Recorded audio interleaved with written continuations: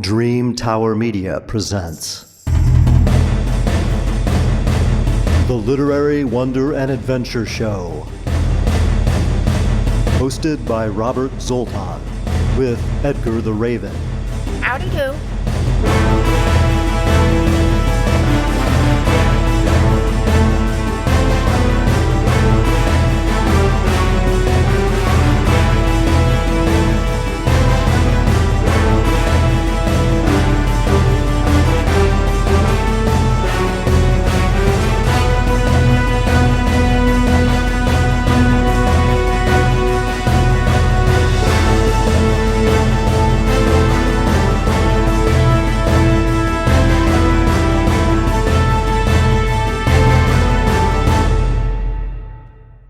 This episode, The History of Sword and Sorcery, a conversation with author Brian Murphy.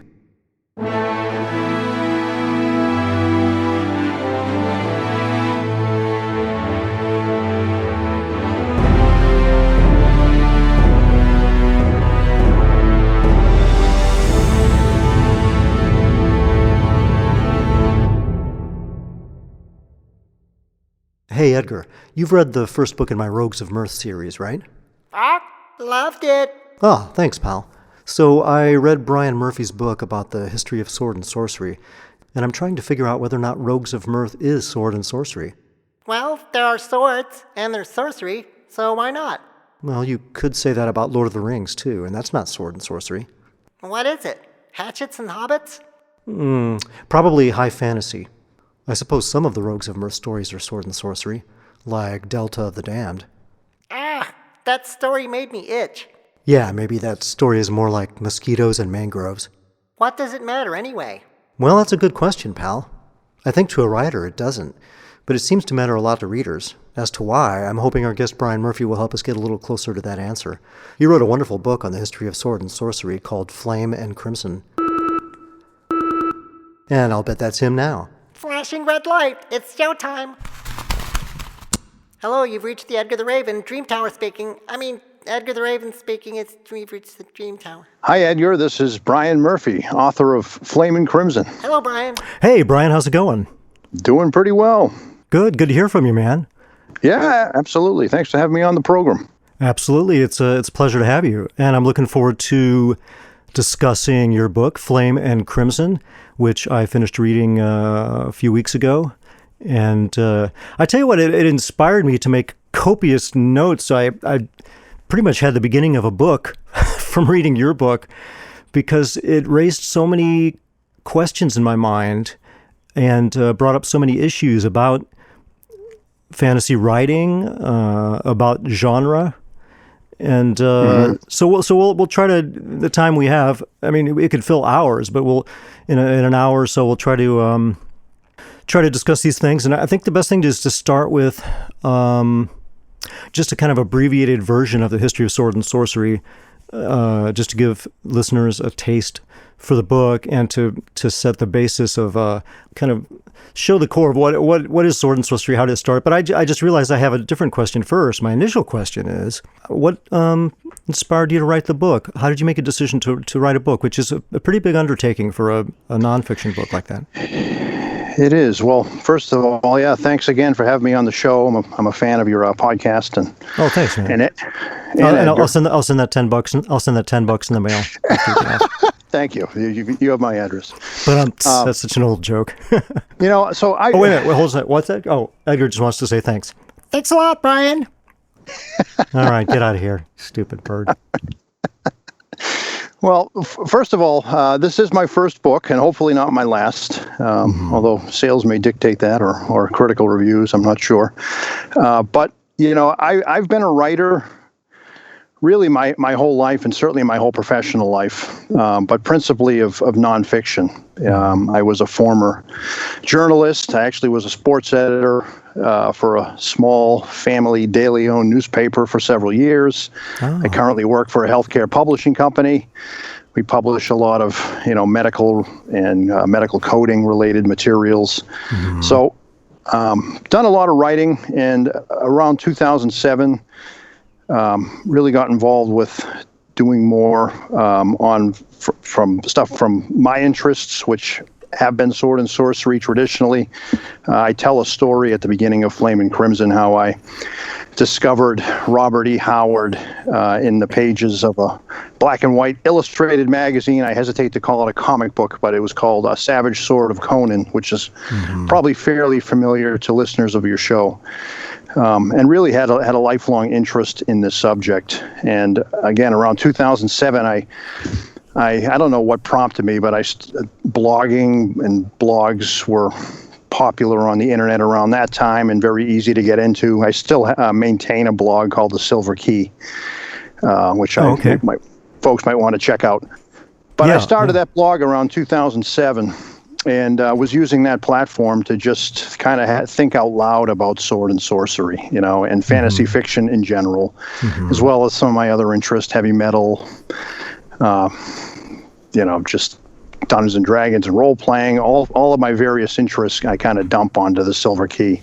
But the Silver Key where's that name come from? silverkey.blogspot.com. So the Silver Key is actually it's a short story by H.P. Lovecraft. Yeah, that's what I thought. Right. Really resonated with me because it's about the importance of dream and dreaming, and how the dream world is a form of reality, which should be considered no less important than what we consider physical reality, right? We're always telling ourselves a story. Wow, that's what you just said. See, just that I wrote about 2 pages based on that kind of thing. For after reading your book about the, we're going to go off on a tangent already about the idea of is there of the mythological field or the collective unconscious, right? And the connection of fantasy fiction to mythology and the importance of it. And that's where I was thinking of writing a blog or a book about that. We'll I don't want to get sidetracked yet about that, but I think I do want to ask, this is a hard question to answer, I know.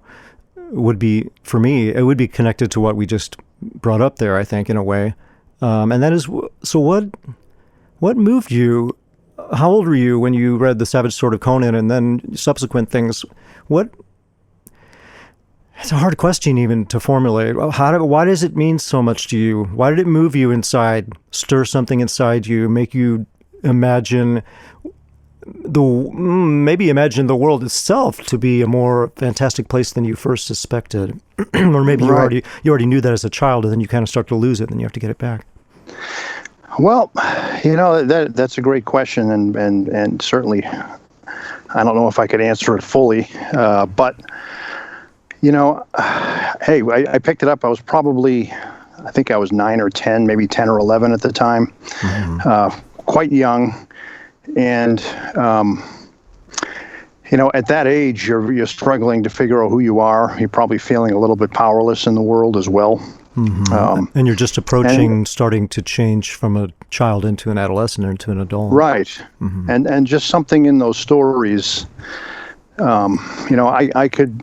kind of live vicariously through your heroes, and something about the character of Conan just spoke deeply to me as a kid, and I can still vividly recall I used to go up and I get my allowance, and I think I got like $5 a week or something from my parents, and the comics were probably $1 a piece. So I had to kind of be judicious with how I spent them. I would buy a couple issues, and I'd want to save a little bit for soda and candy on the way home. And I might end in the middle of, let's say there was a series of Conan stories, Red Nails, a multi-parted adaptation. I'd have to get one issue and then come back and buy the next issue the following week when I could actually afford it. And that was really the start for me. I was a comic book collector prior to Savage Sword, but this was just something very different as well. I read a lot of Avengers and Captain America and superheroes. Yeah. And this was violence, and it had nudity, and only later did I find out that by making it a magazine, you could skirt the comics code of the time and actually put a lot more adult elements in there. So of course, as a kid, just discovering this stuff, that absolutely spoke to me as well. No, what you just mentioned, I didn't mean to cut you off there, and I don't want to put words or ideas into in your mouth or in your mind or whatever. But you mentioned like the violence and nudity, but I can't imagine that's what you had you had a lust for, like, to see violence and nudity. I think for me, I mean, the difference between something like the comic books, I mean, now there's all this ridiculous grim violence in the comics, and I think people are really like upset with seeing their heroes turned into these cynical, nihilistic idiots. But that's another conversation. The thing about Conan, you know, that the reason for me, I can keep reading it, the reason I don't reread Solomon Kane much, but I do reread occasionally the Conan stories, because there was something a little different in Conan, especially. He's not as, even though there's the grimness, it's like there's a real lust for life that he has, an indomitable spirit. And to me, the Sword and Sorcery and that fantasy fiction, there aren't really any unexplored realms with the superheroes. Occasionally they do a story that touches on that, but it's too reductionist. The world's too known. The heroes are too black and white in a sense. And I don't think making them cynical makes it, you know, so much less black and white. Even though Conan isn't real as a person, very realistic in a sense, he does kind of represent more what real life is like, I think. And that's, I mean, to me, what it is. And what you talk about, the dream worlds, the idea of unexplored vistas. I love archaeology. I mean, I don't read that much fantasy fiction. I tend to read a lot of travel fiction from the early 20th century, and I read a lot of mythology, mythology and analysis mythology and archaeological books based on and talking about what the archaeology means in the art of archaeology and the mythology of ancient times. There's just such a sense of wonder and mystery there that goes to the very core of what is reality, to what are we as human beings. And the fantasy fiction, especially to me, Sword and Sorcery, that doesn't deal with, you know, the problems of kings and queens. It's just the basic person that rides out on the horse. He goes over a hill, and you don't know where he's going to end up. And absolutely, there's a wanderlust and a wonderlust, and a desire to explore despite the fear. And it's like Joseph Campbell said, well, he was quoting, I think Campbell was quoting someone else. I'm not sure, but Joseph Campbell often spoke about the saying that the cave you fear to enter is where your treasure lies. Interesting. And to me, that almost sums up Sword and Sorcery right there. Yeah, you know, I mean, you're right. I mean, obviously, as a kid, yeah, did I like seeing decapitations and all that stuff? Sure, it was kind of cool. But what a big part of Sword and Sorcery is, and this sort of comes from its heritage of lost civilizations, lost worlds, some of the fiction of a guy like H. Rider Haggard, right? Where there is, like, Conan's exploring the Hyborian Age. He's exploring the world, and he takes you on an adventure, you know, through a jungle, and he finds a ancient city that's been, you know, in ruins, but there's still something within, this treasure to be obtained, this challenge to be overcome. And certainly exploring that world was a big part of what drew me to it as well. You look at, you know, the epigraph, the introductory snatches of poetry that Howard would put into a lot of his stories, and you know, between the times when the oceans drank Atlantis, and that is, it's just, it puts you in another place that's not in the world you're in now, you know, not in the world of middle school and teachers and homework, and which is just a preparation for more materialistic, dreamless cynicism. I mean, the school. Yeah, I don't want to go into sociology, but I mean, the school system needs to change, and it is changing some. But I mean, like, you know, it was set up to create workers. It was set up to create farmers, and then it was set up to create obedient workers for the Industrial Revolution. And kids know it. You know, that's why they're trying to escape and they're misbehaving. They know they're being had. They know they're not being told the whole truth. They know that beauty and wonder is being taken away from them, and they're being force-fed history that's really boring. Who wants to learn about a bunch of wars and a bunch of dates? I tell you what, man, I couldn't stand history. Since I got out, once I got out of school, well, in college, I went to a good college, so that was different. You know, the classes were interesting, but after that, man, I started eating up ancient history and stuff like that, and archaeology. It's fascinating. Right. And and we kill it, and to be creating all these rote facts, to prepare kids for the jobs, but also for just to go on to college. It's almost like this, just regurgitating information just for the sake of getting a diploma, and then you get a job and it pays well. Of course, that's all fallen apart, maybe for the best, even though it's a difficult time we're facing. And the fantasy adventure opens those doors to me of reality, to another reality that is a real reality, like you said, of a Silver Key, a dream world that exists in our psyche that's just as real as the waking, doing the dishes world or whatever. Mm-hmm. It's funny, and you talk about those feelings, and that's the same type of thing that fueled, of course, Robert E. Howard, who, I credit, and this is no surprise here, most people do, as the originator of the sword and sorcery genre. Howard famously did not like school. He briefly attended college, but his passion was in writing and in other creation of other worlds. And he did love history. He famously said that if he could write historical fiction, then he would. The problem was that type of writing took too much time. It took a lot of research if you want to add in all the keep all the facts straight. The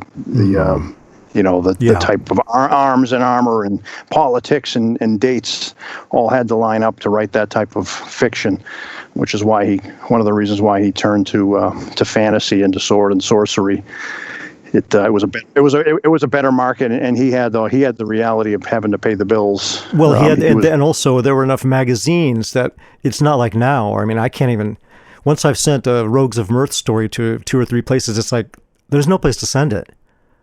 I mean, there's just no place to send it. So back then, he had deadlines. He was able to actually make money. So he had, like you said, he had to get the stories out because there was actually magazines. He didn't have to wait 6 months for the submissions to open up for a magazine. Yeah. It was a very different time. Yeah, and I think that's a grossly underappreciated piece of the evolution of sword and sorcery was the marketplace. It wasn't just the creators, although there were some amazing talents back then. There was Robert E. Howard, there was the likes of Clark Ashton Smith, there was C.L. Moore, there was some meteoric talents that really helped launch the genre, but a big part of it was they actually had a medium to work in. They had weird tales. Right. Which was permissive, and it allowed them to work and create this new subgenre we call sword and sorcery in its pages. And that if that wasn't there, it's debatable whether we would have ever seen sword and sorcery, right? If Howard didn't have a paying market. Right. Yeah. If boxing stories would have paid and he could wrote those faster, he'd have written those. And if he could have made money, he would have turned to that. Right. So absolutely, you're right. I mean, there's so many things. It's so simple to try to look back and say, oh, here's what happened. And and let's go into that now. We'll go into a brief kind of like just lay the groundwork for how did this genre come about. But keeping in mind, both, I think you and I maybe you'd feel differently, but this is the analytical mind. We come up with a way of framing things, and we come up with an order of things, and we say this is what happened. The truth is, it's never that simple, is it? So no, this is one version of reality. This is the best kind of I think your book was the best anybody could do in trying to explain how this genre, why it exists, how it started, if there even is such a thing as a genre. And that's something the two things I almost wanted to go into when you talked about Robert E. Howard kind of creating the genre. Before we go into that, because that's a kind of a more subjective discussion in a sense, I guess, give a kind of quick overview. You already touched on H. Rider Haggard. Basically, I would say from reading your book, sure, Howard, you could say, but Weird Tales kind of created the genre in a sense. It was kind of a community, and it was a time that created it. But before that, it didn't come out of nowhere. So just give a brief explanation of like some of the sources before, and then Weird Tales, and then we can move on from there. Yeah, absolutely. Again, to start, so Flame and Crimson was my best effort at sort of codifying a genre.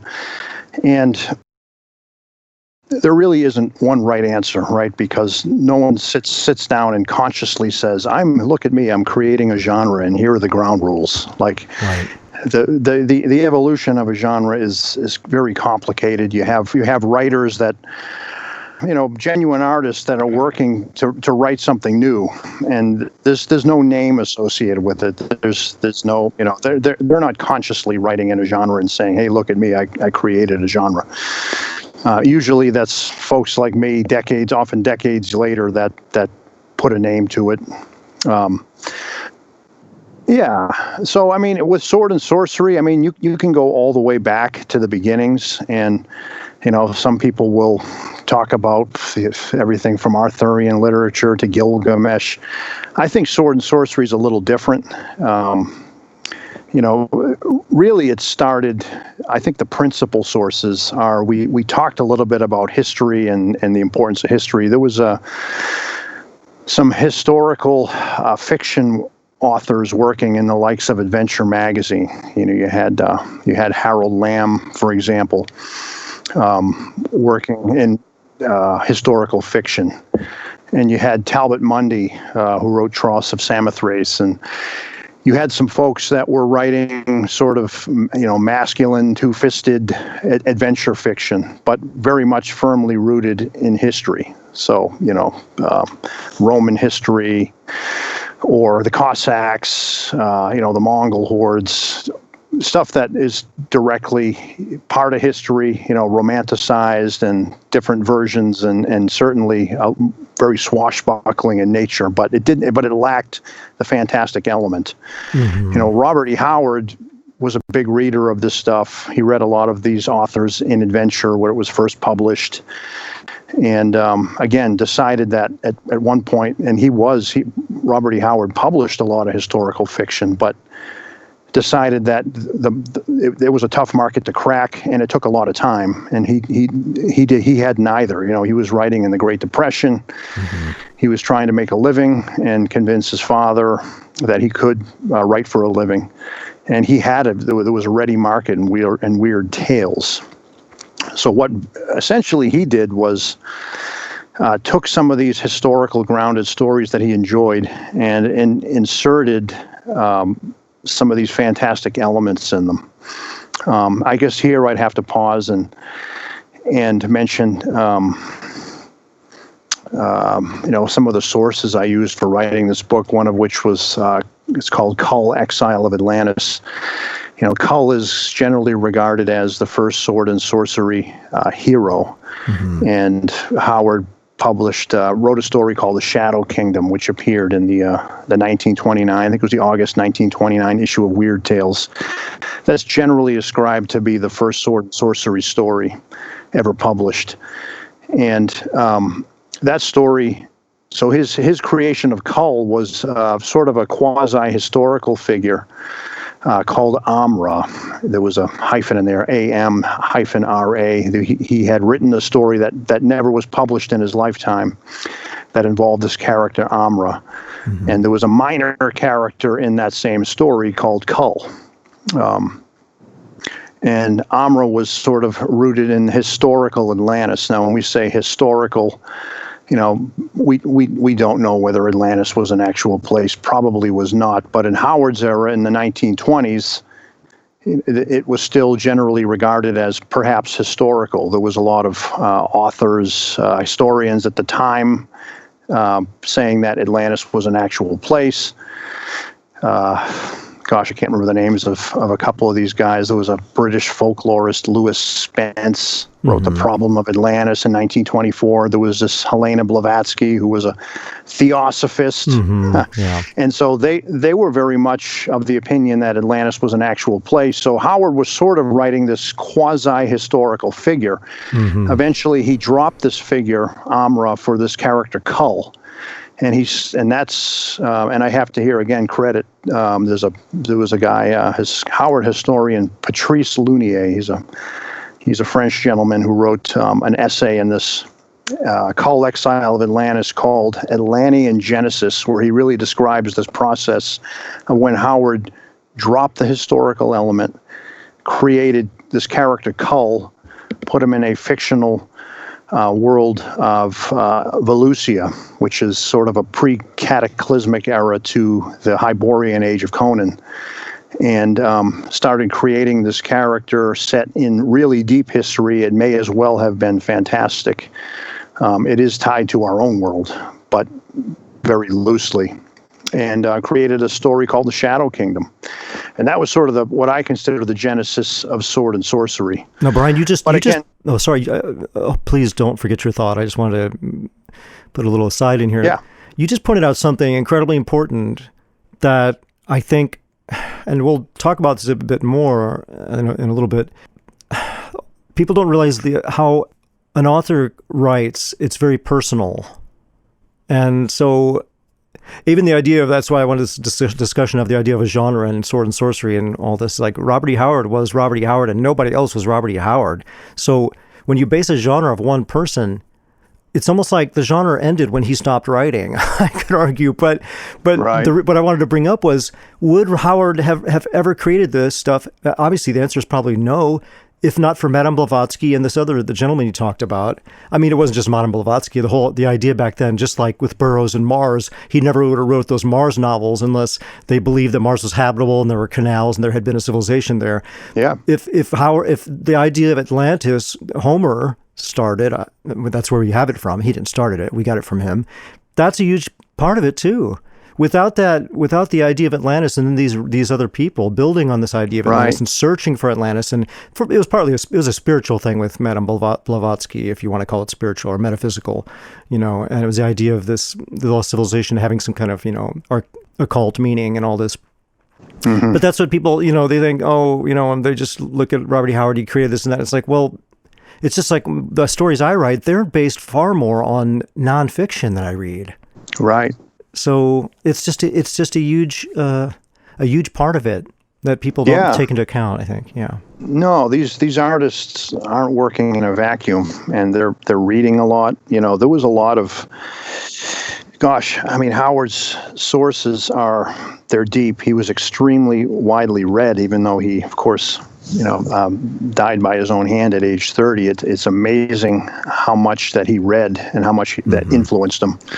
Yeah. And you mentioned Edgar Rice Burroughs. If you read any of Burroughs's early stuff, it's particularly, we all know him for Tarzan, of course, but you read his John Carter of Mars books, an obvious influence on Robert E. Howard and Sword and Sorcery in general. Mm-hmm. Yeah. Michael Moorcock, second generation Sword and Sorcery authors were absolutely influenced by Burroughs. In fact, I recently read Return of Tarzan, which is the second book in the Tarzan series, and there are words like Cimmerian darkness in there, and Stygian darkness, and there are words you can clearly see that Howard incorporated into his own. The Cimmerians were a real people. I just was reading some history, and it mentioned the Cimmerians. Yeah, I mean, tremendous wealth of sources that Howard was influenced by, and in fact, again,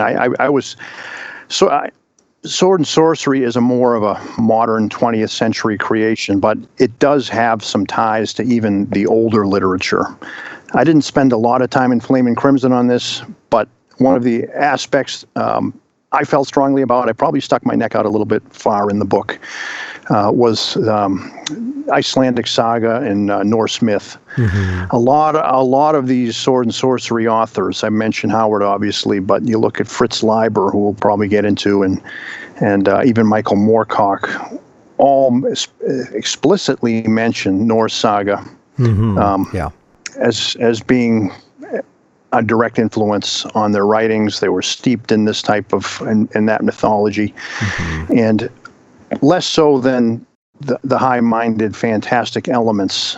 I sort of contend in Flame and Crimson that the spirit of these sagas are in some of these stories. They're about men of action. Many of them are outlaws. Right. They're characters on the border, on the fringe. They're not princes in hiding or wearing dingy clothes but waiting to reclaim their crown that they were born into. They're actually people from nowhere that maybe ascended to the throne in the case of Howard and the case of Conan. Well, to me, it's so much more relevant, and that's why. Right. What percentage of the population is royalty?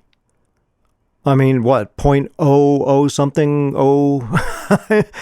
So I've never understood this fascination of basically the medieval lifestyles of the rich and famous. That's what I call it. I just don't. Yeah. I don't get it as a working class son of immigrants that came over from Hungary. My father worked in a steel mill.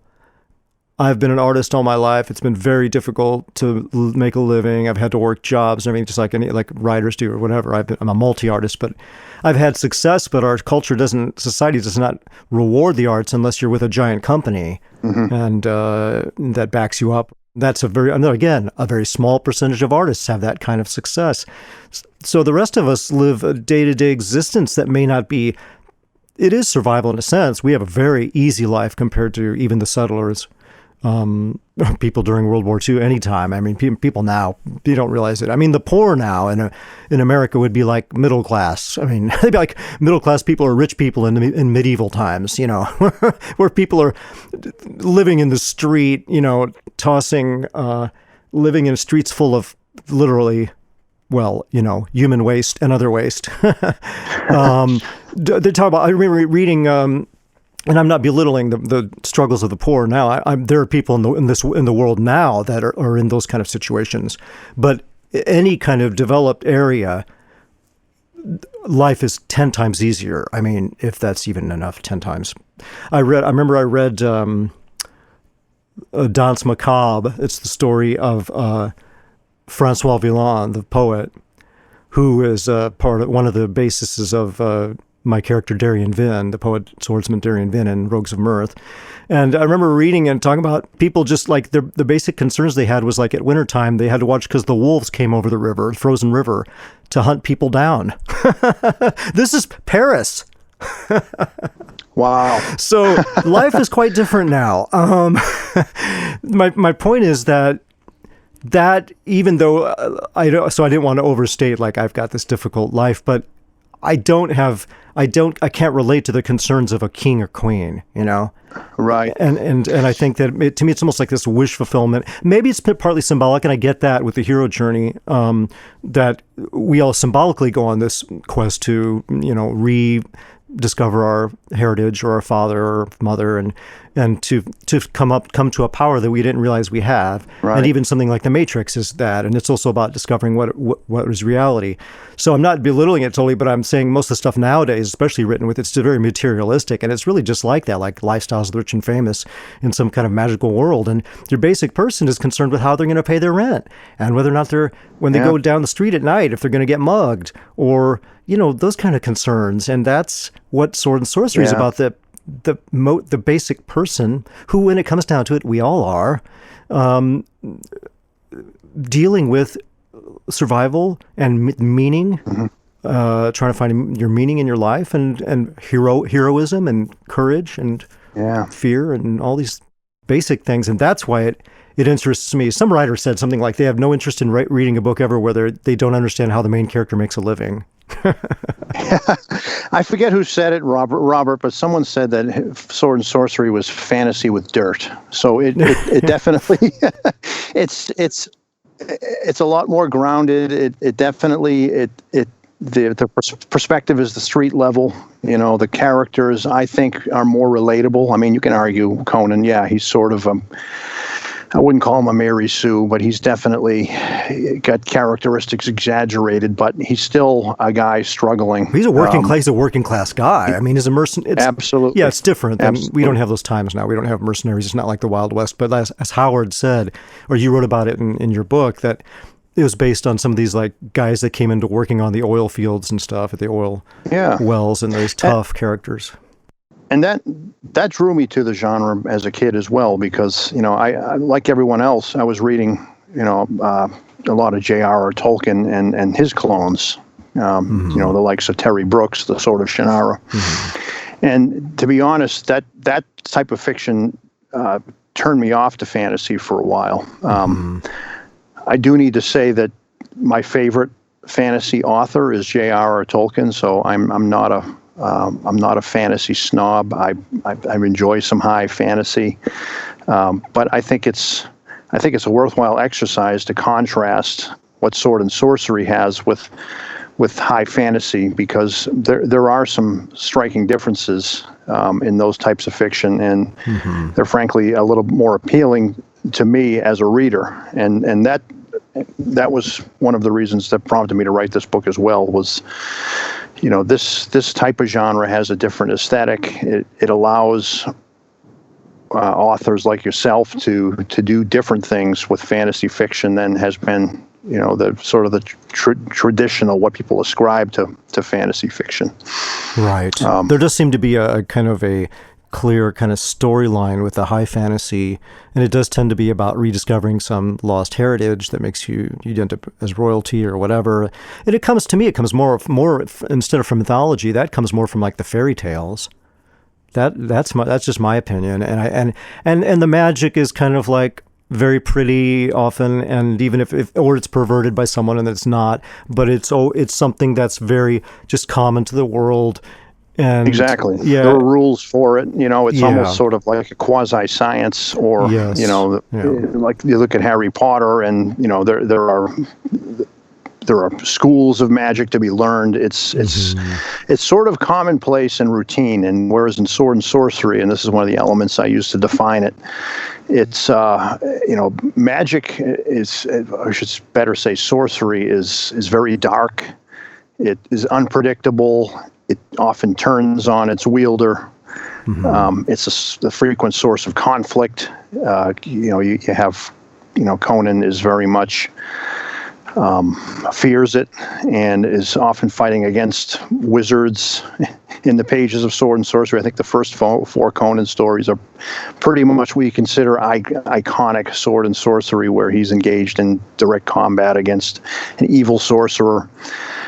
It's very different than you see in a much high fantasy, where there's this light and dark division, and you can control it and you can understand it. And okay, well, listen, that was a great thing you just said.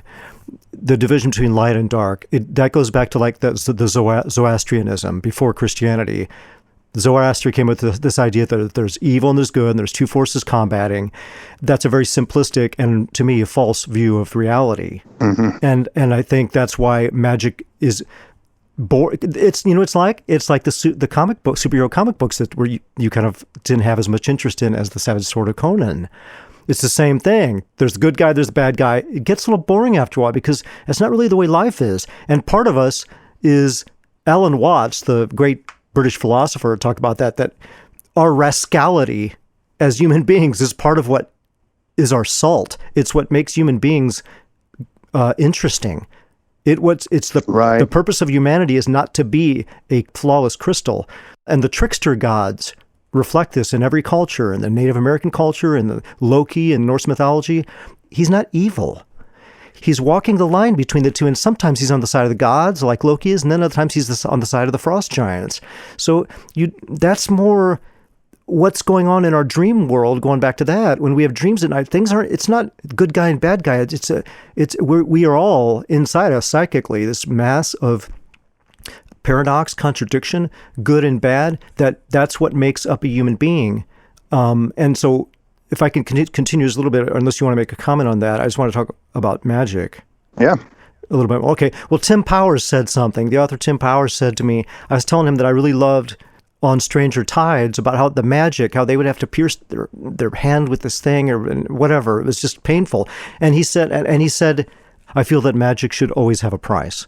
And I thought that was a great way of putting it. And I don't think that I don't think that magic has to be, because then we start talking about dark, and we can get into definitions of, is dark a bad thing? It's like, but to me, magic is more about that it isn't good or bad. It just is. And it's a dangerous thing to use, but a person can be good and use it, or a person can be bad and use it. In Conan, occasionally there is like the witch, right? In The Hour of the Dragon, she helps him. It's that it's a force, and it's dangerous and uncontrollable. And just as to go back just a little aside, I would say that Tolkien wrote one sword and sorcery tale. It's called The Bridge of Khazad-dûm. The best chapter in the entire, that Fritz Leiber was the only thing he really loved in Lord of the Rings. To me, the chapter, The Bridge of Khazad-dûm, is Sword and Sorcery. Oh yeah, no, there was a lot of there was some sword and sorcery elements to Tolkien, especially some of the legends from the Silmarillion, and pretty dark, but with some pretty epic heroes that. And we were just talking about some of these shades of gray, and to me, that's one of the defining elements of sword and sorcery, right? The characters are operating, I wouldn't say they're amoral, but they're operating from a very personal or from a mercenary motivation. You know, quite often they're at there, least initially. Yeah, they're there for self-enrichment. Which is how we are. Yeah, they're there to make a living. They're trying to keep a roof over their heads, or they're looking to earn some coin for their next night of carousing and fun. So it's the a lot of high fantasy is just marked by very high stakes. Yeah, and also, I mean, you could have high stakes. Hour of the Dragon has huge high stakes, and so does Stormbringer. But here's the thing. How can someone really be a hero when the path is set so clearly for them? The only way a character can really, really, truly be heroic is if that's not his heritage, and he's only concerned with saving his own skin. And that's when there's a possibility to make a decision to be a little bit more than that, to not be so selfish, and to make some effort that may be selfless, maybe extremely selfless, maybe very heroic, or only partially so, to go out of your way and convenience yourself, which may end up saving like hundreds of lives, or who knows. That to me is what real heroism is. The people that fought in World War II, I just watched that film Kirby at War. It's amazing, about Jack Kirby. It's a documentary on Amazon. It's like Jack Kirby wasn't a hero. He was just a man. He didn't want to leave his wife. He didn't want to go to, they were all scared to death, Yep. He never killed a person in his life. He didn't hate Germans. He had to rise. He was put into a horrible situation, a nightmare, and he had to fight for his life to survive. And in the process, he became a hero, and he became a great artist because of the horrible thing that he went through. He created something out of it. He went into that cave, and he came out, and he had a treasure. And he's considered, I believe, too, that he's the greatest comic book artist that ever lived. And if you watch this documentary, you'll see that he probably never would have been had he not gone through what he went through in World War II. Well, Robert, it's I tried to give it the best definition I could in this book, but I think there are always going to be exceptions and contradictions about what sword and sorcery actually is, and how to classify a story. I don't mean to bust your balls. No, it's a tough one, man. You took on a tough topic. Yeah. I did. The term was actually coined by our literary hero Fritz Leiber in 1961. Actually, it was an issue of Ancalagon, which is a journal of I think it was the Philadelphia Science Fiction Society. So, small publication. It was amplified and added to in the pages of Amra that same year. Yeah, and Calagon, which I have to pause here and credit this gentleman, Lee Breakiron, for getting me the entire run of Amra digitally, as well as that issue of Ancalagon that had the definition and Leiber's first use of sword and sorcery. He even said, when he coined the term, Leiber said, "Of course, there will always be wide fringes of borderland around a story area like this, and too careful efforts at placing any single story or sets of stories may result in a sort of nonsense." So I guess I'll leave it to others to determine if Flame and Crimson's a lot of nonsense. I didn't know. I think you did a good job. I think you did a good job, but I wrote pages on it. There are things I kind of questioned, and not that I disagree. Well, there were a couple things I disagreed with you about. I made notes of those too. Maybe I'll bring them up. But no, I mean, you have to take. This is the way the mind, our analytical mind works. If we're going to start making divisions, the truth is the genre does exist, even if it's only for commercial purposes. And that my argument is that such things only exist for commerce. We can argue that it helps the reader, helps this and that. In the end, I don't think it does. I think that actually these things hurt the reader, because a reader will end up only reading things in this genre that he thinks he likes, that's based on maybe only an author or a few authors, and based on surface elements like a sword and magic. and then they're not going to read things that aren't in that could be. And so in the end, we have to accept it that genres exist. You kind of went on the side of thinking that it was a good thing at the beginning of the book, and I think that one could argue either way. I'm not saying that what I feel about it is right, but as a writer, it never helps a writer. It never helps an artist. Yeah. Because how everybody that writes wants to, I mean, Howard wrote how many different types of stories? Every writer they're being restricted by that, and they often make that decision as Howard did. And so people will only write a certain kind of thing because they're getting paid, or the publisher won't take something because it's just, sorry, I can't place this because it's kind of cross genre. Well, how can we ever create? That's how all the greatest literature is created, is by that freedom. Yeah. And but that's how the collision of commerce and art, and that's a big problem with our society. It's why I'm not a huge fan of the whole money-oriented system. I don't know what else we could have, but it's definitely not friendly to the arts, no matter what how you slice it. I would agree, and I'm decidedly mixed on genre. Personally, I like it because I wouldn't have written this book and spent a lot of time sort of thinking about genre. I think it's interesting to think about. I think it is more of a publishing phenomenon. It's easy to slap a Sword and Sorcery label on a book and give people some estimation of what they're going to get when they pick it up and read it.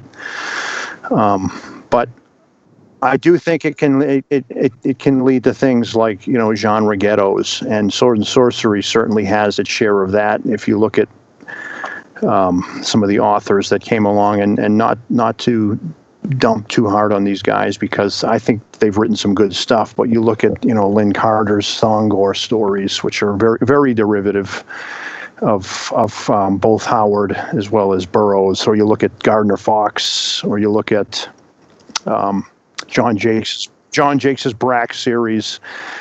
And I you're mentioning some of the ones that are probably not as. I mean, a lot of the ones that were really bad we've never even heard of. I'm sure there were a lot more. Right.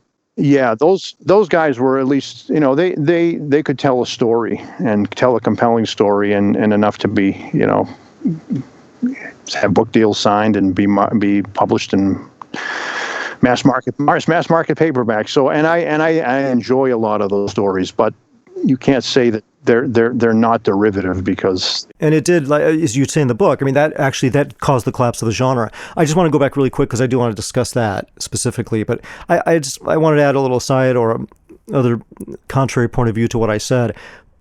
Obviously, Leiber and these other writers were interested in what they were writing. So they themselves, I mean, Leiber gave it the name Sword and Sorcery. So, I mean, in a way, they were trying to build a community, and they were saying, what is this that we're writing? What is it that Howard wrote, and what are we writing?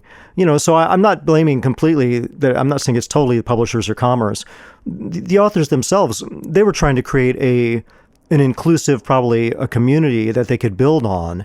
I think the problem comes is when the limits start being set up, and then people start saying, no, this couldn't be a Sword and Sorcery story because it's got this or that. And that actually led to the collapse of the whole genre, didn't it? Because that really too much emphasis on Howard and his imitators led to the destruction, led to the downfall. Because my point is that if you're going to base something on one artist or one writer, everything after it is going to be inferior, because you're basing it upon a unique human being.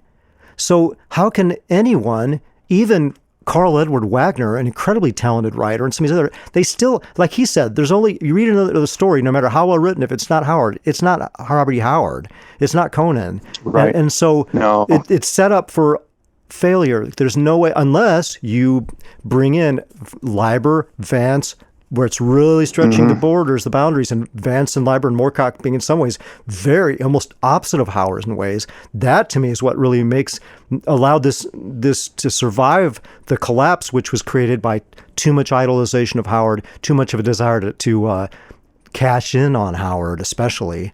Yeah, I'm really glad you brought that up. I actually wrote a essay subsequent to Flame and Crimson, published on a Blackgate website. We both written for that website and that journal, but It was called Sword and Sorcery and the Problem of Robert E. Howard, and it's touched on exactly what you talked about, which is Howard was such an outsized figure that, there was a natural inclination to try to copy him or create heroes like his. John Jakes, the author of the Brack series, said exactly as much. That's what caused him to write those Brack books, and that is a problem. If you try to define a genre by one person, then it's not even a genre. You're just defining one person's stories and one individual artist. Sword and Sorcery is bigger than that. It actually, in my opinion, it did start with Robert E. Howard, but it was in its full bloom in the 60s, and you had guys like Fritz Leiber and Michael Moorcock and even Jack Vance, and you mentioned Carl Edward Wagner, and these guys were genuine artists who expanded the genre, who pushed the boundaries out further than it had been. And you have to take that into account when you talk about how to define sword and sorcery. You need to include these other artists and their contributions. So it makes it challenging because some people will disagree, even down to something as ridiculous as you need to have a central hero. Well, what about when you have a guy like Leiber who now has two heroes? You've got, Fafhrd and the Grey Mouser.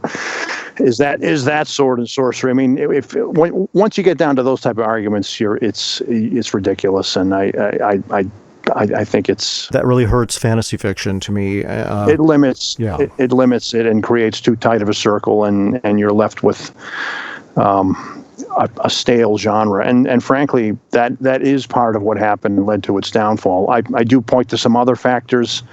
I think that Tolkien's monstrous popularity. He was much larger than Howard was in popularity with the Ace. There was some Ace paperbacks that were published in a shady deal, but essentially led to his mass market popularity and a lot of authors that came along in his wake. I mentioned Terry Brooks, Stephen Donaldson. There was guys, Dennis McKiernan, who wrote this Iron Tower trilogy, which is I loved when I was a kid, but it's a terrible Tolkien ripoff.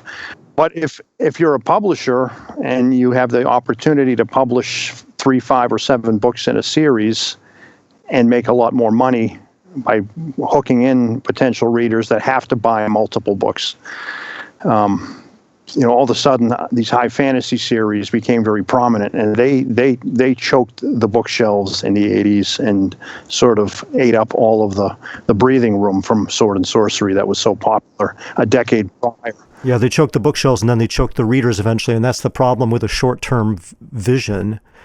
Right. In publishing, that's a problem with the money system we live in. It used to be a little bit better that long-term investments in people and things were made. Now, and with the record industry, I've been a music producer and singer-songwriter all my life, and the music industry, there was the great days of A&R in the 60s and 70s, and then it's like just trying to sign any band that sounds like a band that became popular, and that destroys the field. Right. It makes a few jobs, and it lines the pockets of the people at the top running the companies with a bunch of money. Then they move on and leave the discarded carcass of the thing because it just dies because there's no substance to it. Yeah. And they move on to something else. So that's why we have to fight for the quality of what we're doing and have a longer-term vision. Yeah, it should be written with integrity. I mean, the same thing has happened. You look at the horror genre, where you had Stephen King clones, and you had the collapse of that industry in the 90s. And one of my favorite non-fiction genres of music, heavy metal. I'm a big metal guy, and I talk about the relationship of heavy metal to Sword and Sorcery in Flame and Crimson, but heavy metal collapsed in the early 90s, in large part because of its own dead weight. You had a lot of really bad hair metal bands coming in at that era. I was going to bring that up. To me, Robert E. Howard is the Led Zeppelin of Sword and Sorcery. And it's like, Led Zeppelin is not to blame for all the bad hair bands that came after them any more than Howard is to blame for the bad Sword and Sorcery. But it gets so flooded in the market that then they make bad TV shows and bad movies, and then the consciousness of the people That's what they connect it with. They think that this is what it is. It's a barbarian, dumb barbarian with no shirt, killing the evil wizard, you know. And I liked the first Conan movie. I liked the first Conan movie. It's a little, actually, that's not Conan. I wish that it had been with a different actor and a different script, but that was John Milius's vision. John Milius had an idea. He was trying to get certain, political ideas across, and it's got some really amazing parts to it. But Conan is a pretty damn intelligent guy in the books. He's not a dumb barbarian.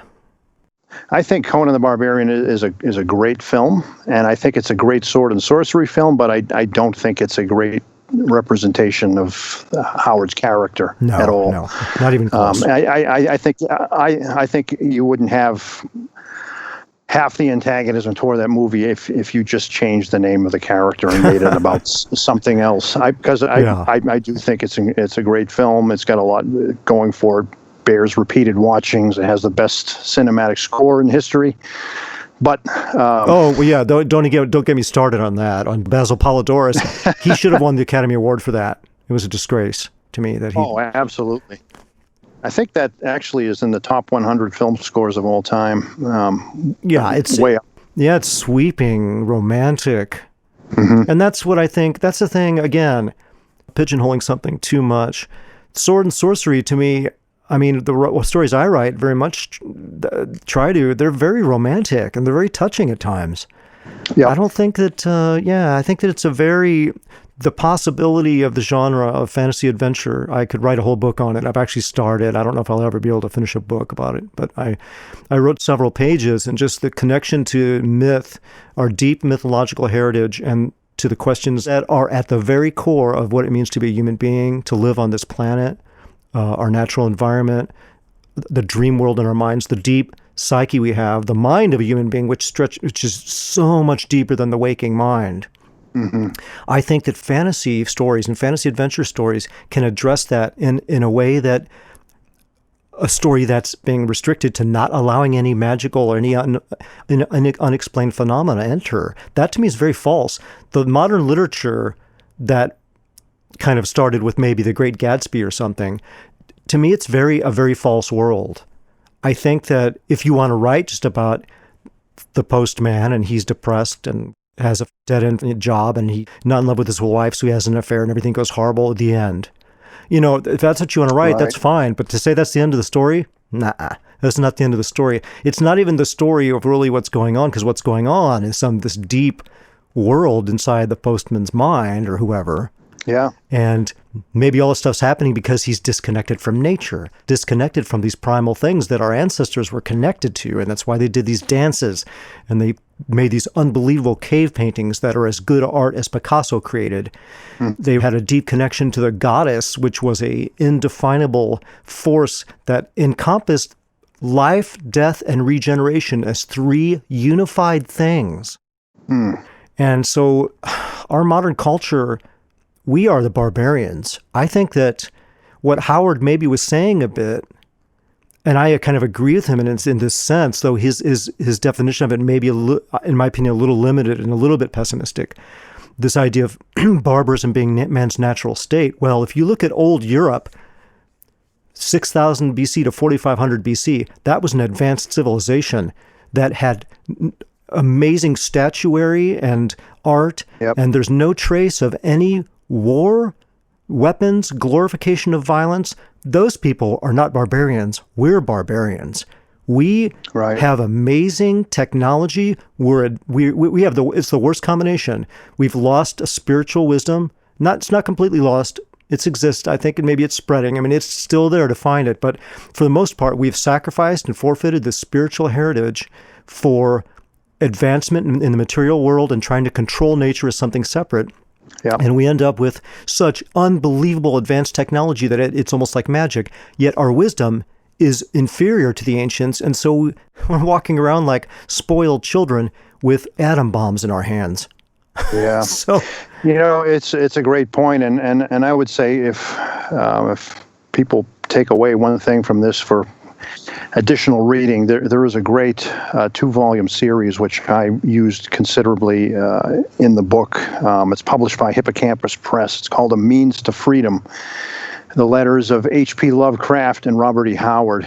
And these two guys have this amazing debate in letters. It covered, I think 4 years, all the way up to Howard's death. It started around, it might have been earlier, it might have been like 1930, 31, might have been 6 years of debate. But a lot of the concepts you talked about, Howard was passionate about in his own letters, and Lovecraft kind of pushed back from his perspective. At that time, you had things like the rise of fascism. You had over in Europe, we were, recall at this era when Howard created Sword and Sorcery with the Shadow Kingdom. It was between two major world wars, and we had just been through the catastrophe that was World War I, and Howard was seeing another inevitable calamity about to occur in World War II. Of course, he died before then, but the world was not a rosy place at that time. He was also in the throes of the Great Depression, and there was a question. And hey, it remains today. Just look at the current news we have around us. Whether mankind isn't. Whether barbarism isn't the natural state of mankind, as Howard believed. And he and Lovecraft butted heads on that. But to me, that's also where Sword and Sorcery was born, right? It was in this passionate conversation in letters between two smart men writing for weird tales back then. Yeah, and that conflict that, is talked about by many great people.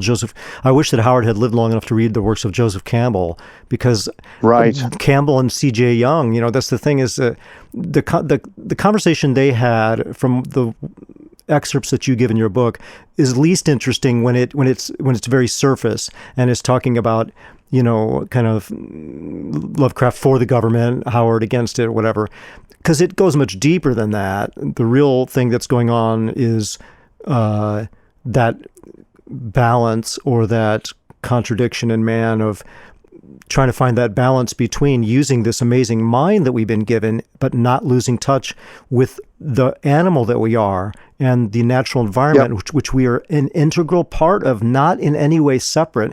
And when we make ourselves separate, we end up in this mess that we have. And that's what the civilization of old Europe, and went all the way through into the Minoan civilization, which in my opinion is the most advanced civilization, in my opinion, that ever existed, is not even Egypt. It's the Minoan culture. And I think it's because Crete was a little bit separated off from the mainland, so they weren't as affected by the Aryan invasion that came in, which was, I don't want to get into this, man. It's too deep, and it's so important. People don't realize, because Europeans are blamed for a lot of stuff, right? And then you read and you find out what we really know about history now, all the stuff that's been found, especially in the last 50, 60 years archaeologically, and you find out the Europeans were invaded too. The Aryans were not Europeans. They were not Indo-Europeans. They were not neither Indian nor European. They came. It's now been in the last 2 years, DNA evidence has proved. What's her name? Gimbutas, Margita Gimbutas, the archaeologist. She died in 94. She called them the Kurgan people, meaning Barrow people. They came down with road horses and road chariots. They came from the steppes between the Dnieper River and the Volga River in Russia. So the invasion, the advanced culture I was talking about that was peaceful, was in Europe, and it was large. And also Catalhayak. And a lot of that evidence was found more recently. These were advanced, peaceful cultures, and these horsemen came, and it was both an invasion and an immigration, and that the goddess worship and that peaceful, and then that's how the patriarchy started, and then more the men are more aggressive, right? So if you get an imbalance, this is what you're going to end up with. In Minoan culture, all of the art and everything shows men and women as equals. There was neither a matriarchy nor a patriarchy. And especially with the art, all the men and women are shown as equal partners. And I think that the feminine and masculine is another one of those deep primal things that we're struggling with, right? And what I was saying, the deep primal thing that Howard and Lovecraft were arguing was about that balance of, and I think, what's his name? The great artist, William Blake, he said that neither the city nor wilderness are man's place, but the garden. And I think that was the best philosophically, the balance you could have. We can't go back to being wild people, right? And and the city's not working, right? The concrete world does not work. I mean, Howard was very anti-civilization. You know, he grew up just after the closing of the Texas border, and you know, still remembered people who had seen Indian raids and had seen what happened after the big oil industry came in and changed the nature and the culture of the state. You know, he was hip deep in you know, these boom and bust cycles of these big you know, oil tycoons that would come in and strike oil, and you know, there'd be a lot of kind of roughneck men that would move in with this boom, and there'd be a lot of crime and petty crime, but violence. His father was a physician and had to stitch up a lot of these guys. Howard saw that as a youngster, and that really informed his stories as well. You know, just what happens when men are corrupted by wealth, right? And the importance of needing to have a frontier and freedom in your life, and what happens when those are kind of closed off. A lot of his stories, like we again talked about earlier, about exploration and finding something new, and stepping out of the confines of the day to day. I really think this was part of the impetus for Sword and Sorcery. It's the need for something else beyond the day-to-day round of, you know, modern office life that we have today. Escaping, that's what I said, escaping the city. And I hate to tell a little very brief story that just happened this morning that really kind of distracted me from even about that we were going to do this show. And hold on a second, there's a plane or helicopter. Speaking of, I'll just leave that in there. Speaking of which, there's the city intruding on our conversation, or the LAPD helicopter. I went for a walk, and it's one of those beautiful walks. It's the old original Red Line that came, a train that went all the way from downtown to like Edendale, where I live, is now called Silver Lake, and Glendale. There was no highway at the time. This is, you know, whenever it was built in the 20s or whatever it started. You can still see a little bit of the old track where there was a stop. And it's just it's like a country dirt road, one of the most beautiful places in Los Angeles here. And there's an open field, and then there's this dirt road. You walk into this dirt road, and there's hills and hills on both sides going up with trees, and you're between these properties, and it's beautiful. And then you walk through that, and you come out, and then the dirt road continues on, and then you can see Glendale in the distance. On your left side is just hills with houses. So I walked there today just to go on. I usually take that walk. I get there, there's a big steel fence up. Right. And I'm shocked, and it's still open. I had to walk all the way around to this entrance, but it's a gate, but it's open still. Walked on the fence all the way down. I see fences as I go down. Every place where there's an opening to a neighborhood, fenced off. And then it's fenced off down where the road is, another road enters it, but it's open there too still. And it broke my heart because there's a place called Kite Hill here. That's a hill that everyone went to for decades. And suddenly there was a fence up. It's because it was privately owned, even though they never developed it. For 50, 60 years, people have gone to Kite Hill. It's a landmark. And this guy one day, people went there, and there's a fence up. And same thing is happening with this. Yeah. And I talked to the guy on the path. I couldn't believe it when he told me that it was privately owned, because people park their cars along the dirt road where their houses are. And it's a road, and it's where the cable car ran. So I was like, how can an individual, why did the city sell this land? That no one should own a road. So there's a fence up, and I'm just waiting for them to close. It's already, the site, the view's already been ruined as you come down from the beginning of the hill with the fence. I'm waiting for them to close it up, and it's gone, man. I won't be able to walk there anymore. And it was heartbreaking. I really tried not to let it get to me. Yeah, no, that's the need for, you know, open frontier. I was looking up a quote that Howard had said about the sort of the mechanized capitalist age that he was living in, that we all are still. And he said, and just as I have struggled for a maximum amount of freedom in my own life, I look back with envy at the greater freedom known by my ancestors on the frontier.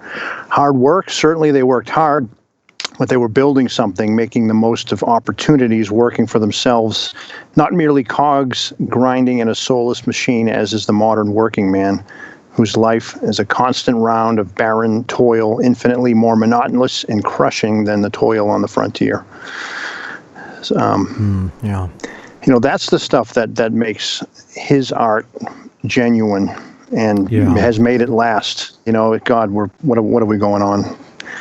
Close to 100 years, 80, 90 years since the Shadow Kingdom, and we're still talking about Robert E. Howard when many of his contemporaries have kind of vanished into the past. See, Brian, this is the thing. I feel like Edgar Rice Burroughs was doing the same thing. I think that the divisions, it's interesting, the divisions of genre are based on these like surface elements. To me, when I read A Princess of Mars, that's not a different genre from Conan. I don't care if you didn't use magic and it was all explained. Right. It's explained with pseudoscience. It might as well be magic because it doesn't work the way he was using science. Yeah. And then when I read that, he was writing about the same thing. John Carter was the same man as Conan. That's just... Yeah, it's basically, Robert, the same thing. And there is a technical, they call it Sword and Planet.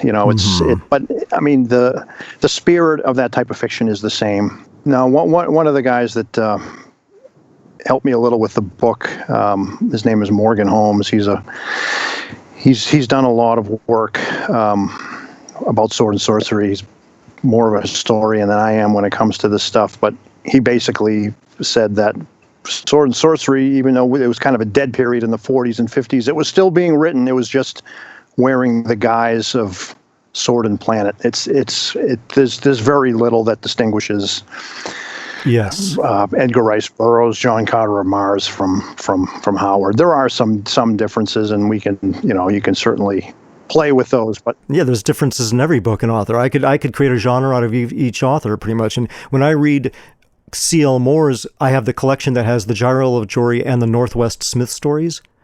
I was going to do this as an experiment, as a little bit of a joke, but I'm too busy writing my own stuff. But I was going to take one of the Northwest Smith stories. I was going to replace his name with Conan. I was going to take away his blaster and make it a sword. And I was going to all just tweak. You would barely have to tweak the elements, take out any spaceship or whatever. And there's not even that much mention in some of the stories. And you can make it into a Conan story. The difference would be that Moore wrote very differently. It would have been like a Conan story if C.L. Moore had written it. But it's no different. Right. To say that, this is a different genre because he's using a blaster and that one he's using a sword. How much more petty can you get? To me, if I was going to give her a genre, it'd be something like dark, emotive, metaphysical adventure. Because, that's more more what it's about. And so, but our society is like stuck on these, I think this reflects our society. It's stuck on surface differences, even to the point of still the color of someone's skin, as if that's a more important difference than the fact that we're human beings.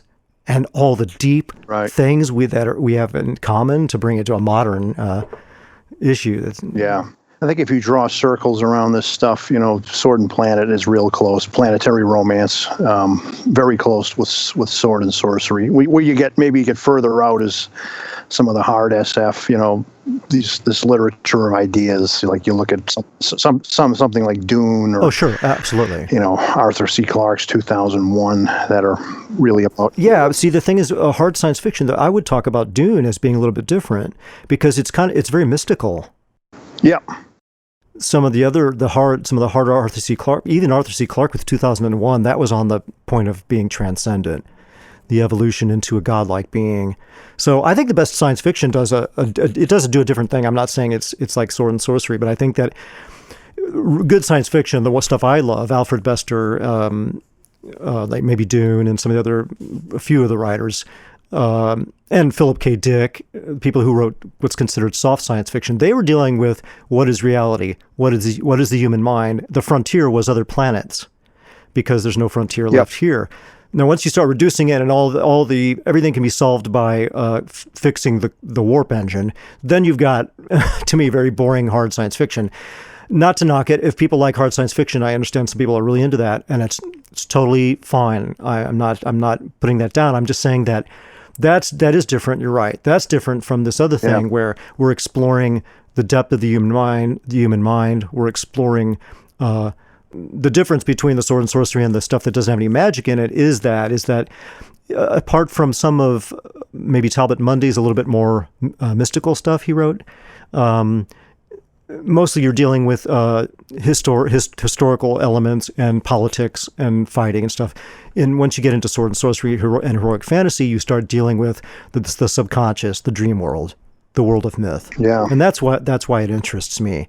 Paradoxically, this genre has given a new lease on an old genre, right? So sword and sorcery, in my opinion, with fantasy, it took a lot of sort of the old childlike nursery rhyme fantasy and some of the Arthurian fantasy where there's a king on a throne, and it did something different. It was pretty radical for its day and age, and we can still see it has survived and sort of morphed, but a lot of modern authors, yourself included, have taken what the genre has and created something new with it. And it's pretty exciting and interesting. Well, thank you. And let's close with this final thing, is just that, we're convinced. I mean, I always think, when I started Dream Tower Media, there were flashing pictures and there was a saying on there, a renaissance in storytelling.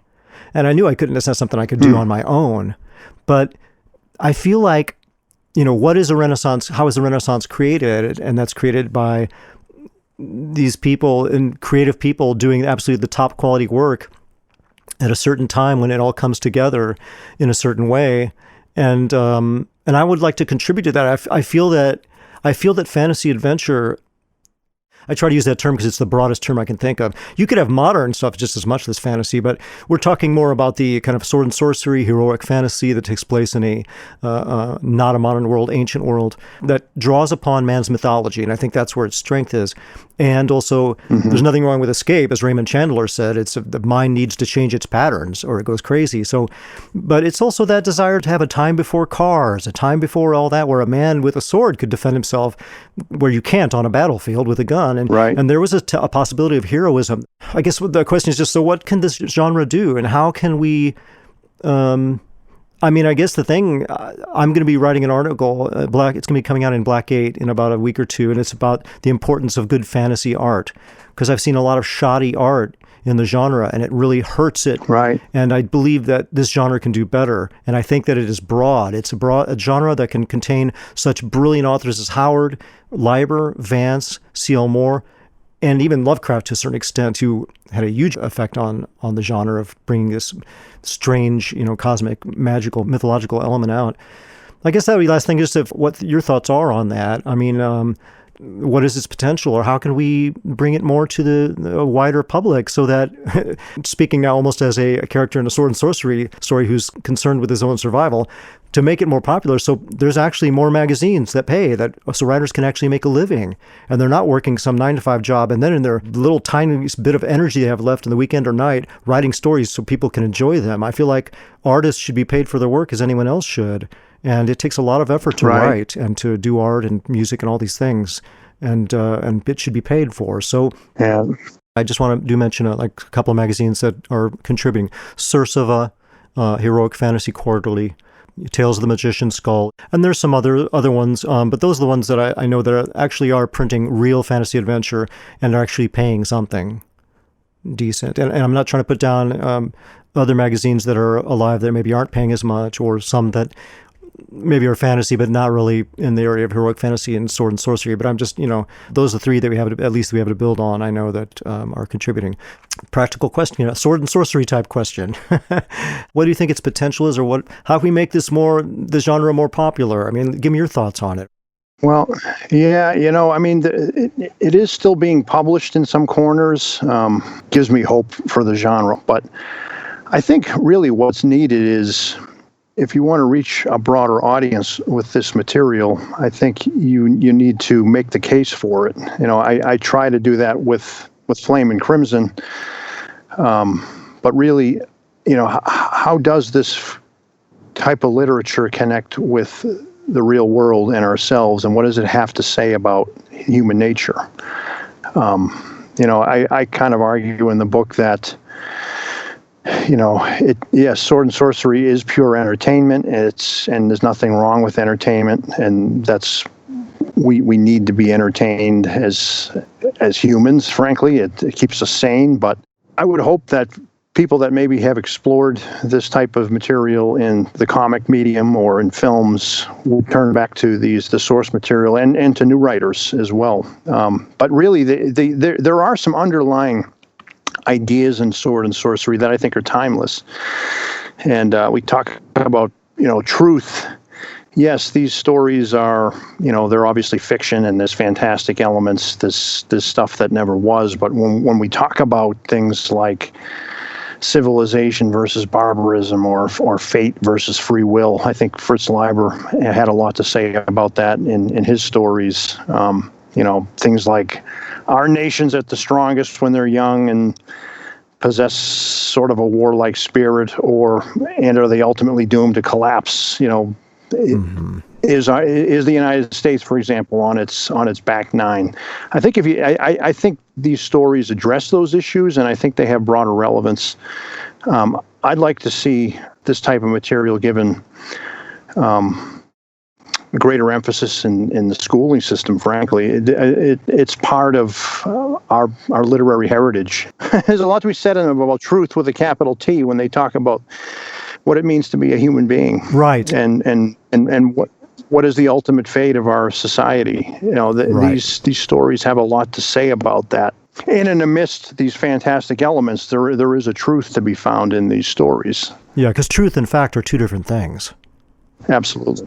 Yeah, a truth is something that's deep, has some deep meaning. In modern parlance, it's come to mean the same thing as fact, but it's not the same thing. A fact is just an element of something that has some truth to it related to the situation or an object. But truth, when we start talking about truth, we're talking about deeper truths. We're talking about the truth of what does it mean? What does it mean to be a human being?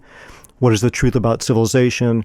All of these, the real questions that we're grappling with every day amidst all the common life that we have to deal with. Mm-hmm. And I think that's what I was saying. I think that really good science fiction can deal with those things if it's open to the mythological element.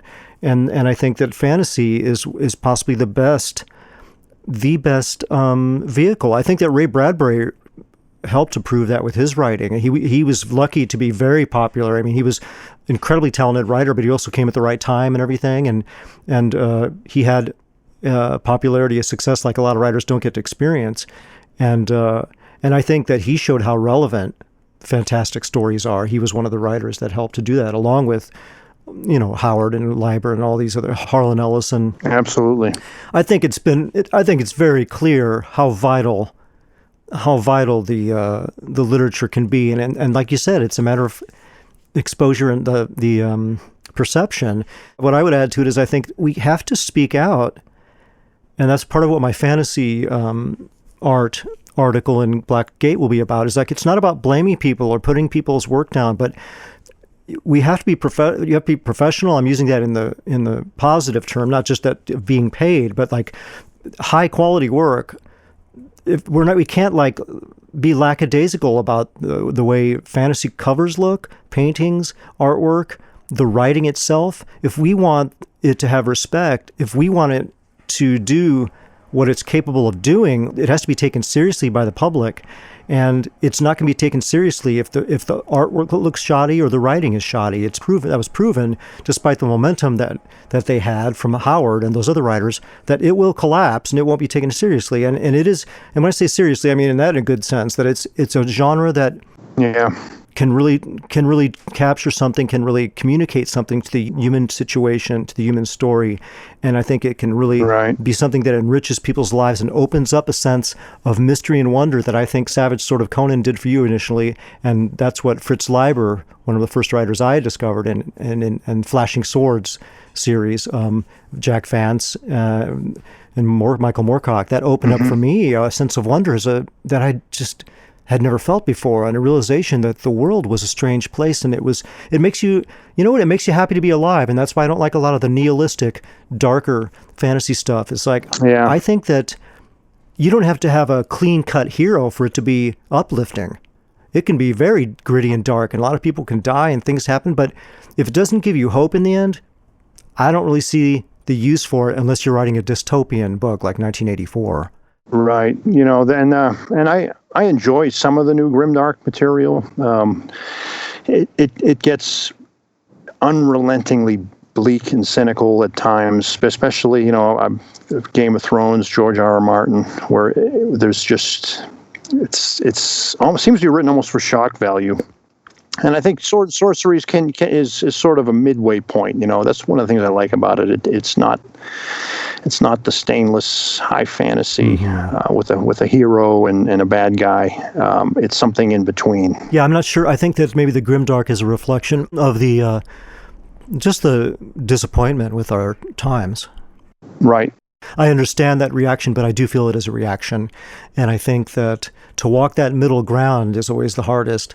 To walk the middle ground between Democrat and Republican, or left and right, or darkness and light, whatever. That's where the human being, that's where truth lies often. Yeah. Because those polarities we create are false. And the world, and that's what fantasy to me shows, is the world is a much wider, vaster thing. There aren't just two sides. There isn't just Republican, Democrat. There isn't just evil and good. There isn't just, black and white. It's more complicated, and it's more terrifying. Mm-hmm. It's more terrifying, and it's more wonderful. And that's kind of what Sword and Sorcery I would kind of sum up.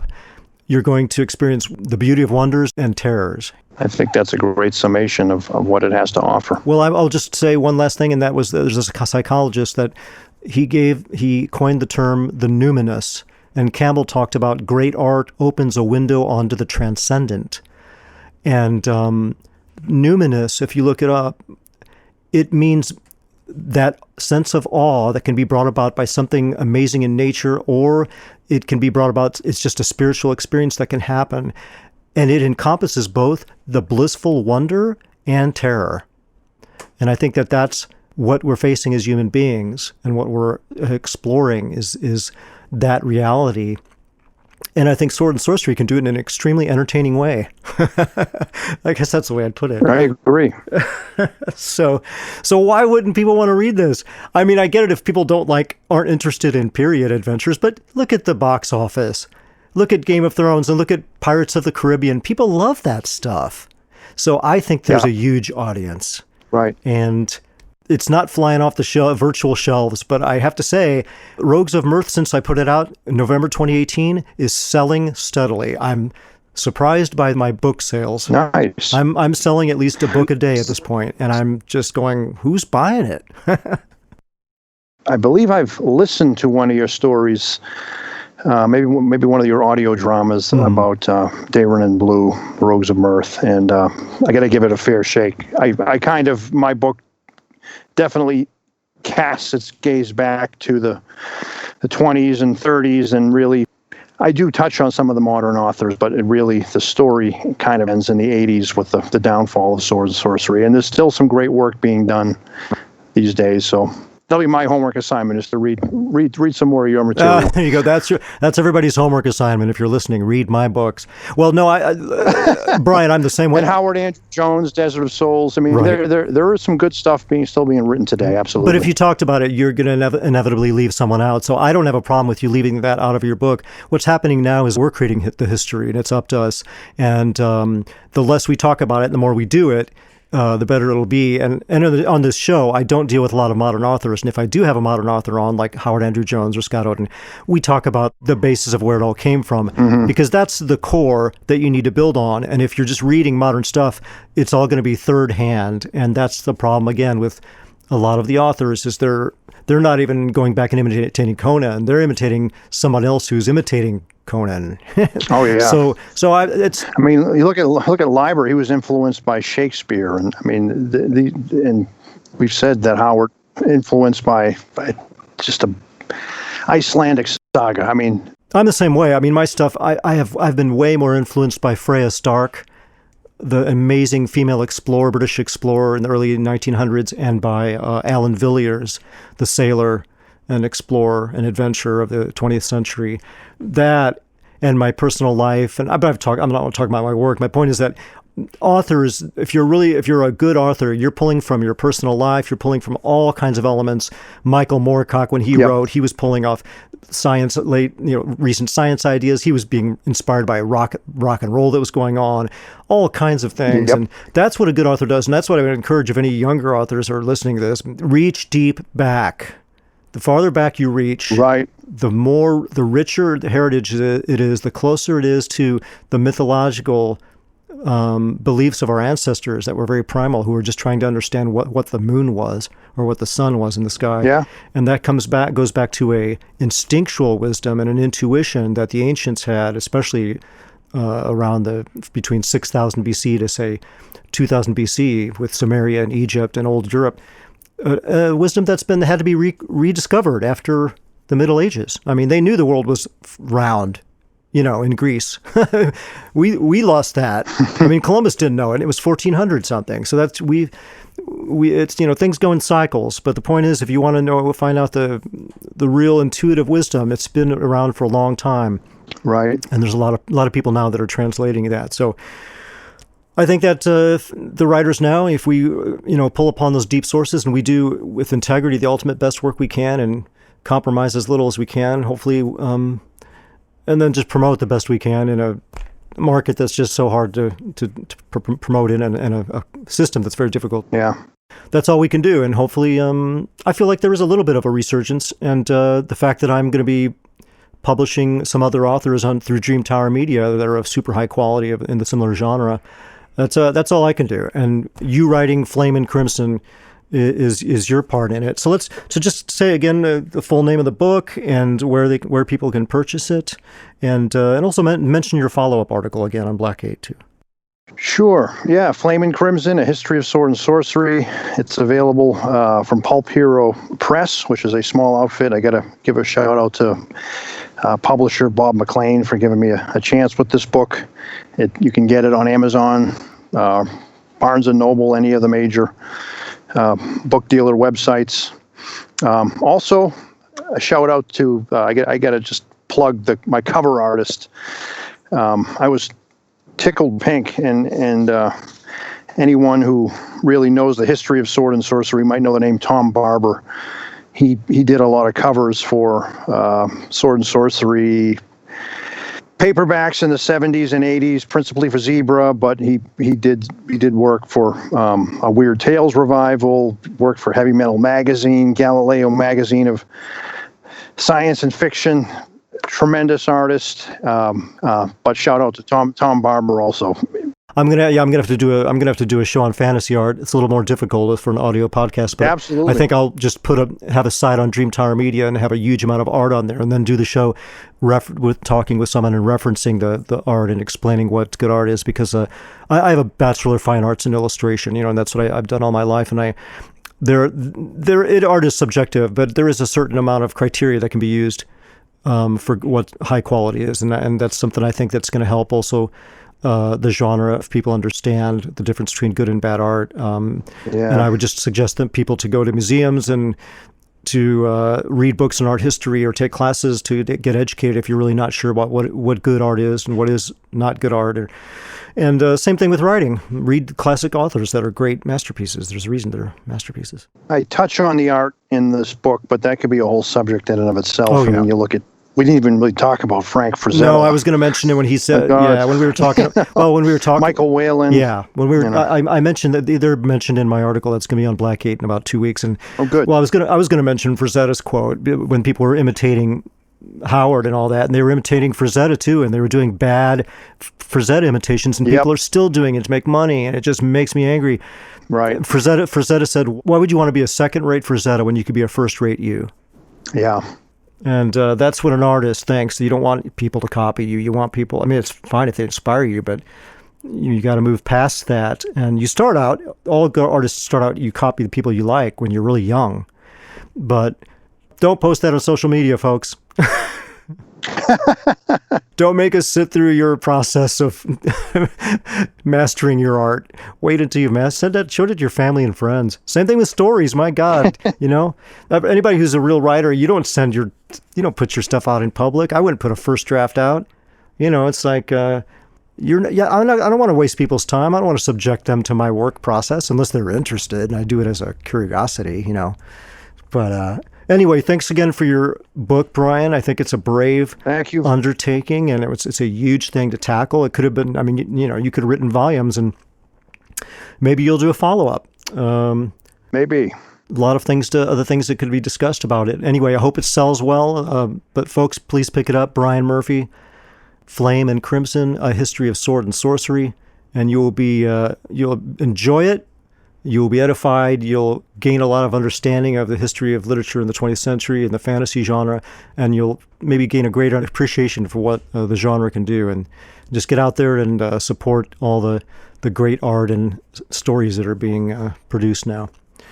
All right, Brian. Thank you, Robert. Thanks so much for being on the show. All right. And I'm sure we'll be in touch. Talk to you soon. All right, buddy. Take care. Take care now.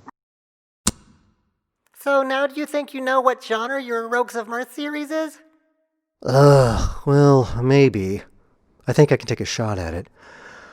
I would say it's probably something like literary, sword and sorcery, heroic fantasy, otherworldly dreamscape, weird fiction, comrades in arms, emotive, metaphysical mystery, modern, mythological, episodal, gothic, supernatural See you next adventure, time, folks. swashbuckling, cross